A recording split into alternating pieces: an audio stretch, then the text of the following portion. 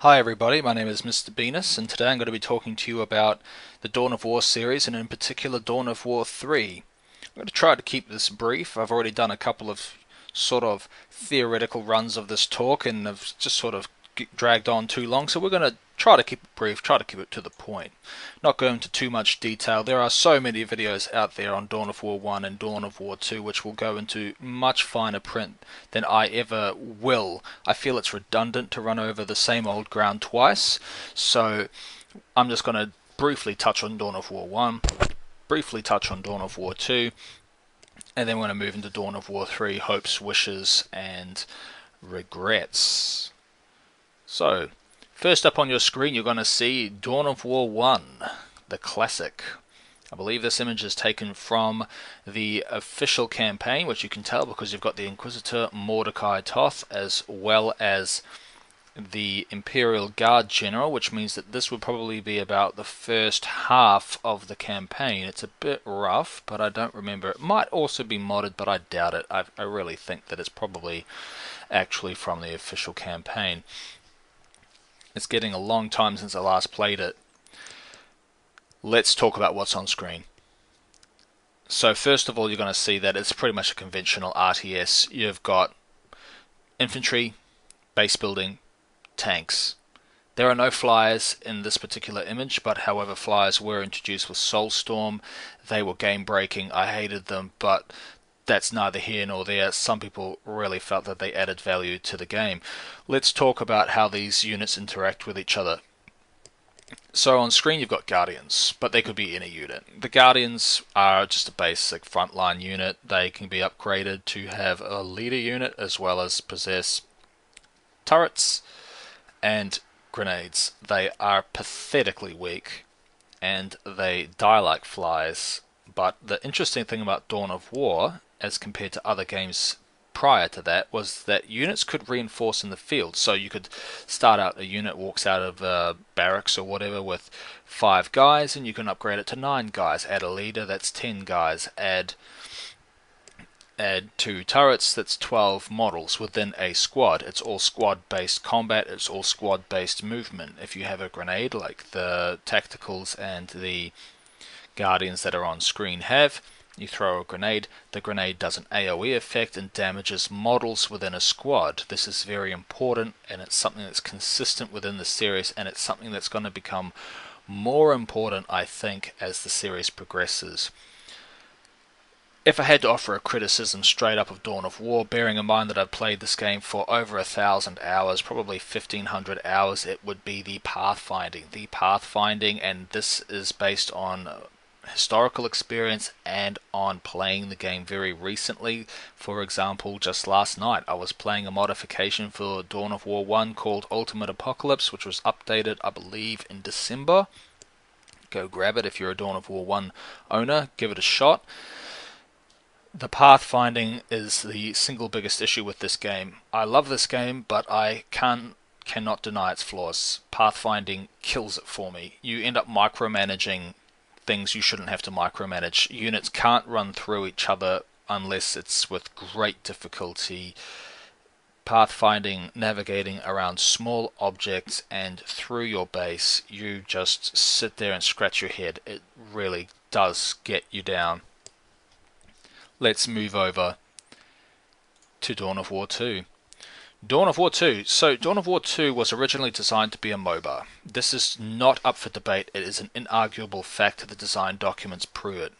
This MOBA sort of would never have worked. I mean, think about it. Think about it. Dawn of War units have so much to them. Could you imagine being this one little hero running around your lane and just mowing down basic infantry units? I mean, they would all to function as a MOBA. It is just boggles the mind, and it would have been pathetic. Honestly, I think Relic made the right decision in scaling it back to what we had today, which is really more of a pure RTS with MOBA-like elements, RPG-like elements, which were more prevalent in the single player as you gained weapons and equipment which you could upgrade.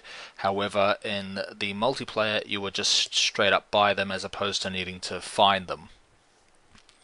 Differences between Dawn of War 2 and Dawn of War 1 are most noticeable in the addition of abilities to units that previously didn't have abilities. Say, for example, on the screen, you have, on the left, you have a Wraith Lord.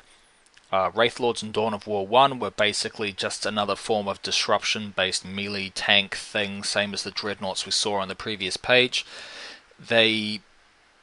In Dawn of War 1, they had flamers and shuriken catapults, and you could upgrade them to having a Bright Lance, which would allow them to attack tanks. However, their main strength was in melee, where their melee attacks were very strong. They were not particularly fast, and they were not particularly durable. They just had really strong melee. Come over to Dawn of War 2, they are still not particularly fast. They still have very strong melee, and you can now upgrade them to having a shuriken catapult, which suppresses, or a Bright Lance, which disables, slows, and damages enemy vehicles. Their main use, however, still remains as a melee unit. Down the bottom, you see the Force Commander. Now, the Force Commander in Dawn of War 1 was particularly not impressive. I mean, his basic ability could restore morale, if I remember correctly. Haven't used them in a long time, but would restore morale and boost damage output of any squad he was in proximity of or attached to. The Force Commander here you see is the Dawn of War 2 model of gameplay, where he can buy a Terminator armor and take weapons and equipment that are relevant to Terminator armor. This could have been expanded on a little bit further, but they didn't. That's their choice, and I don't knock them for it. They had to do things for gameplay reasons as well as time constraints, I'm sure. But it's important to remember that the Force Commander in the base game, Dawn of War 1, was essentially a unit. You can upgrade his weaponry, so he goes from having a chainsword and a bolt pistol to having a power sword and a plasma pistol, to having a plasma pistol and the demon hammer by the time you reach tech level 3.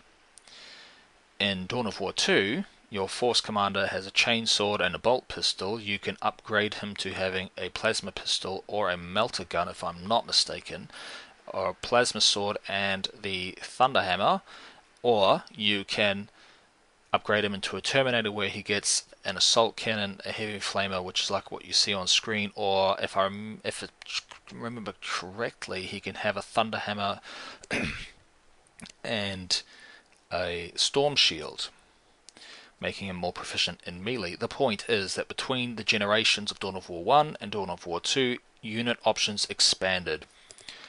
Guardians, like what you see there, they got the ability to deploy a shield, and the Fire Prism, which was previously just a basic long-range artillery type tank, gained the ability to modify its main projectile between being an AoE burst for damaging infantry into a focused beam that could also damage tanks and structures.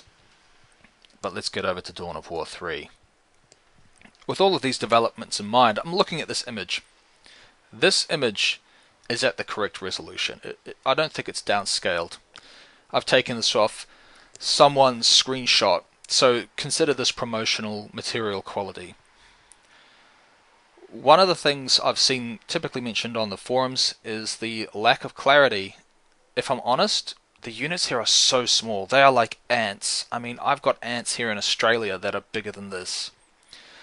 They sort of blend into the terrain a little bit too much. I think they're almost too skinny. Like, they're trying to stay proportionally correct, and by staying proportionally correct with such a zoomed out camera, it's almost like they've bled out and lost so much of the detail. Now, this is all subject to change, obviously.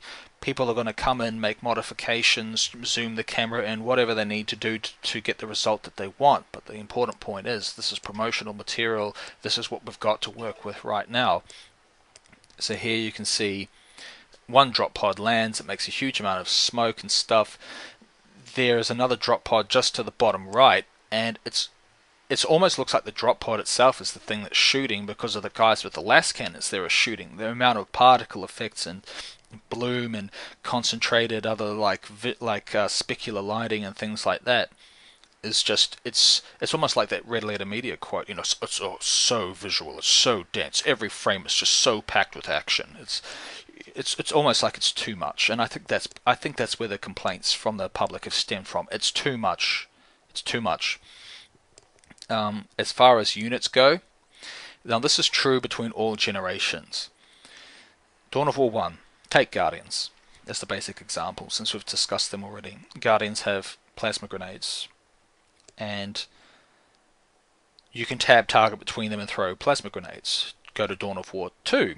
After you upgrade them, they can have plasma grenades, and you can tab target between them, and they can throw plasma grenades. Go to Dawn of War 3. Guardians have been replaced with Dire Avengers, which is what it should have been to start with, but I digress. But Dire Avengers also have plasma grenades, and you could, I assume, tab target between them and throw plasma grenades. Now that tab targeting type combat, tab targeting cooldown based combat is not a problem until you consider that in Dawn of War 3 we have Scott footage there of Dire Avenger throwing a plasma grenade into an Orc Boy squad and just about killing the entire thing.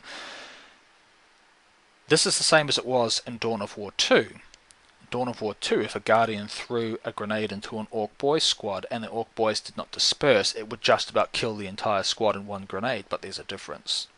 There's a difference because the grenade that you would throw in Dawn of War 2 had like a 2-second countdown. It would fly through the air nice and slow, unrealistically slow, land on the ground, and then sit there for 2 seconds, and that would give enough time for the Orc Boys to run away. In Dawn of War 3, the grenade flies through the air, it's very visible, but as soon as it hits the ground, it blows up. So it's almost the same as it is in Dawn of War 1.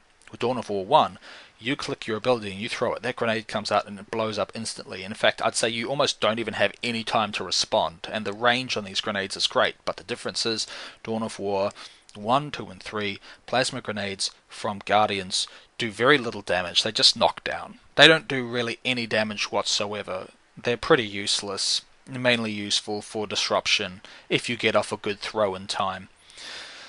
Dawn of War 2, they're very, very powerful, and you can use them defensively or offensively depending on your needs at the time. They're also useful for clearing out structures. In Dawn of War 3, we have yet to see it, but I feel like the grenades are going to be more like they are in Dawn of War 1, where they're just sort of an ability you activate when you get to it. You just throw the grenade, it blows up, it kills a bunch of units, and you move on. It almost feels cheap.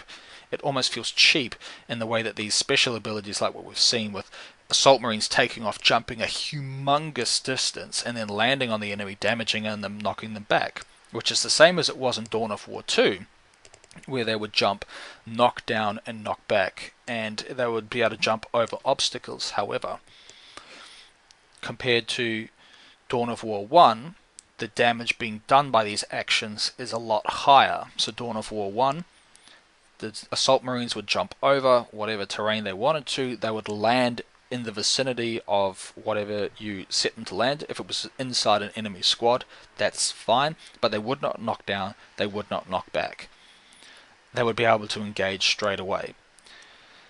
I think that one of the core issues I'm going to see in Dawn of War 3 that really worries me, ignoring the visual blurriness for now, ignoring the sort of undecided stance on the visuals, I feel like between the heroes being very powerful and able to absorb a lot of damage and use a lot of special abilities that kill things very quickly, I think that having average units have abilities that they can activate very quickly, tab, activate, tab, activate, tab, activate very quickly, and that they do a lot of damage is unhealthy for the game. We haven't seen a lot of vehicle-based combat yet. We haven't seen any relic units yet, if that mechanic even still exists, so there is still some stuff left to be said, but at this juncture, I think that the combat needs to be scaled back, it needs to be toned down a little bit, things need to survive longer to really give that feeling that generalship will matter, that positioning will matter. Because right now I feel like positioning doesn't matter because it's too easy to just get the drop on an enemy, throw a grenade at them, and this will kill the entire squad and you can move on. Some people will say that this is good strategy, that this is good gameplay, it will reward a particular type of player. I'm saying if you tone down the grenade's lethality or you tone down the special abilities lethality a bit, you're gonna improve the importance of each individual unit, the composition of an army, and you're going to reduce spamming, because one of the things that really worries me from what I've seen, if you go and take a look at all of these gameplay videos, is the prevalence of the choice of one type of unit being spammed, 5 or 6 of these units just walking around as a massive blob, killing things too quickly. And I don't think that's healthy gameplay. Yes, it might be consistent with a lot of other RTS games we've played over the years, but if there's one important thing to notice, it is that those RTS games are all dead. They are all dead. Many of them are long buried. If Dawn of War 3 adopts this model, it too shall die. And I don't want that to happen. The evidence cannot be denied. If they continue down this path, it will damage their game, their reputation. Perhaps being more casual friendly will make it more competitive between certain types of people. The esports scene is impossible to break into for this game. It will never make it there, but what they can do is at least gratify the player who wants to play in an environment where having people just spam you with overpowered abilities doesn't win games necessarily. That's my thoughts on Dawn of War 3 as of what we've seen so far. Next video I'm going to take some existing video footage, I'm going to compile it into little sections, and I'm going to do some running commentary over the top of it, touching back on this video. Thank you. See you later.